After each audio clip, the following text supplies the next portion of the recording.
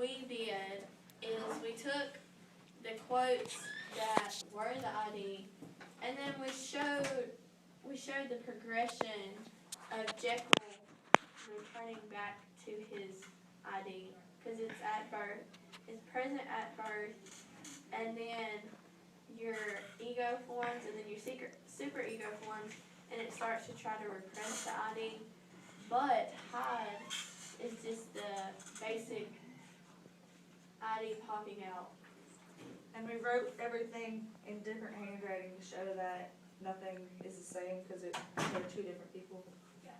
So me and Molly did different handwritings. And Claire wrote that. Yeah. And right there. And in the quotes. Yes. Okay, the ID, do you want to explain how the ID fits in with this ego and superego? Okay, so basically, I feel like the ID, for you to have an ego and a superego, you also have to have an ID. And the ID, to me, when I think about the ID, I think of you do things for yourself, kind of like a self-gratification thing. And it's seen in the novel as it progresses. Did I get that? Basically. How do you know that this is the ID? Well, the first and one of the most obvious quotes is when Hyde ran over the little girl. We all know that was a big thing. Okay. This is chapter 1. Well, so the two ran into one another naturally, enough at the corner, and then came the horrible part of the thing. For the man trampled calmly over the child's body and left her screaming on the ground. It sounds nothing to hear, but it was hellish to see. It wasn't like a man, it was like some damn juggernaut. He was perfectly cool and made no resistance, but gave me one look so ugly that it brought out the sweat on me like running. Okay, so you hear how he said he calmly trampled him. You don't just calmly run over somebody And with leave your him whole there. body. Yeah. And so that's basically the ID coming back with the unpleasure. It's like, you're in my way, I'm just gonna run over you. No consequences. No regret either. And let me see.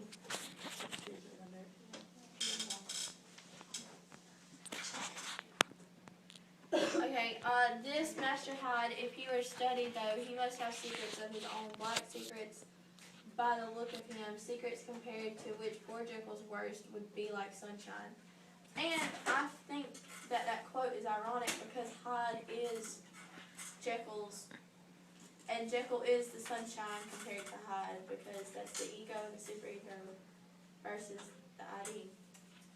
And then, he says, I have been doomed to such a dreadful shipwreck that man is not truly one, but truly two. I say two because the state of my own knowledge does not pass this point. Like, Jekyll's ego and superego can only go so far into understanding the ID.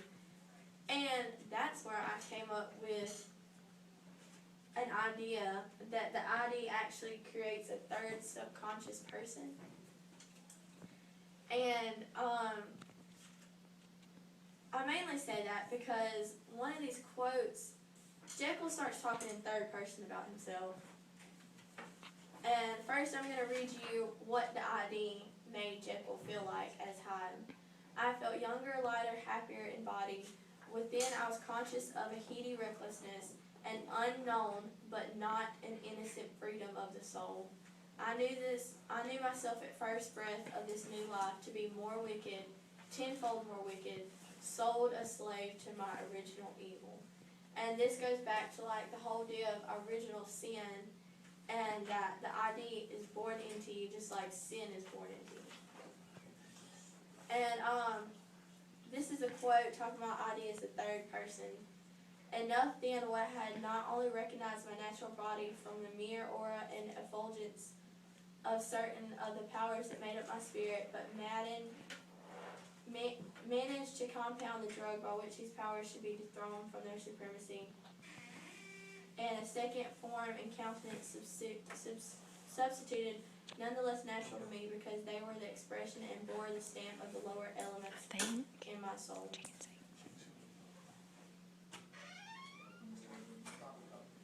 The powers of Hyde seem to have grown with the sickliness of Jekyll, and certainly the hate that how divided them was equal on each side. Is it with Jekyll. the door locked? See, this is Jekyll talking, and he says, with Jekyll, it was a thing of vital instinct. He had now seen the full deformity of that creature that shared with him some of the phenomena of consciousness and was co-heir with him to death. So, in that, Jekyll says, here's Jekyll and here's Hyde. So who's talking? It's his ID that's talking. Wait, can you repeat that one more time? I'm sorry. Okay, he says, Jekyll is the one, writing the last chapter. So, if Jekyll talks in third person about himself and then he mentions Hyde, who's talking? It's his ID that's talking right there. It's not really, it's the third subconscious person. Because, when he was writing this, he was fighting changing back to Hyde the whole time.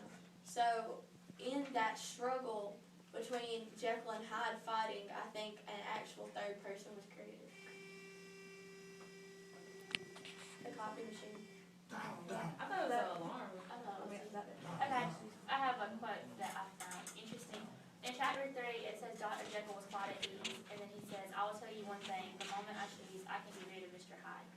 Which he says in the beginning that he can be rid of Mr. Hyde, but in the end, he realizes that he can't be rid of Mr. Hyde, and that Mr. Hyde takes over Dr. Jekyll. So I found that very interesting. And there was another quote, I don't know where it is, but he's talking about the evil that you're born with and the evil that you die with, and that is the ID. You're born with it and you'll die with it, and you'll die trying to fight it. And that's what happened to Jekyll. He died trying to fight Mr. Hyde. And his Excellent. ID. Discussion time. Are there any questions? Go ahead and ask your questions, Zachary, since you were arguing with him over there. Oh, there. Isn't that supposed to be like said this? that About the born with it. born in with sin. Yeah. with- You're born with As it. soon as you're into the world.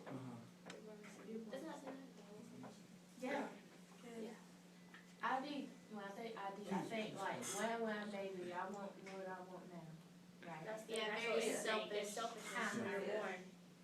Cause the only thing you know Yeah. is take care of yourself. They don't shut up. Yeah, you want to stop arguing with him? No, I didn't argue with you. I I wanted to clear that wish you up. would've got that out. 'Cause I didn't, I did. Oh, his argument? Yeah, I didn't understand. like earlier when I she didn't said it, understand he's what like. you said. We really love each other in here, world. We just, we don't. Okay, well, I want to know, I want to know, is there a way that his fate could have been avoided? If he didn't ever try to figure out, If he didn't ever try to challenge Yeah. God. What do you mean? like when he wanted to have that more knowledge. And see That's what, why. yeah. If he wouldn't have turned into Faustus. Yeah, Marlowe's rolling over in his grave because Stevenson stole his story. Because he said that, but the temptation of a discovery so singular and profound at last overcame the suggestions of the mind. So once he opened up the symbolic Faustus can of worms, he was done. C- Did he choose to be done? I think he knew what he was. I think at first he because he stopped for the 2 months, but then he was like, you know what, I need to get back to my primitive side. And so I think if he would have never gone back after he had stopped for the 2 months, he would have been okay. Okay. I kind of like this quote because it kind of explains, it doesn't say what happened of how he kind of got taken over, but it kind of explains the beginning of it. Yeah. Now that the evil influence had been withdrawn, a new life began for Dr. Jekyll. If I am the chief of sinners, I am the chief of sufferers also. Utterson was amazed. The dark influence of Hyde had been withdrawn. The doctor had returned to his old task and amazed.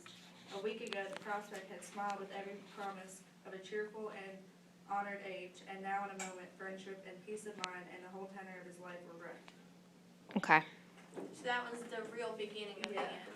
All right. Very good. Thank you, Angela, Molly, and Claire Grace. Who's next?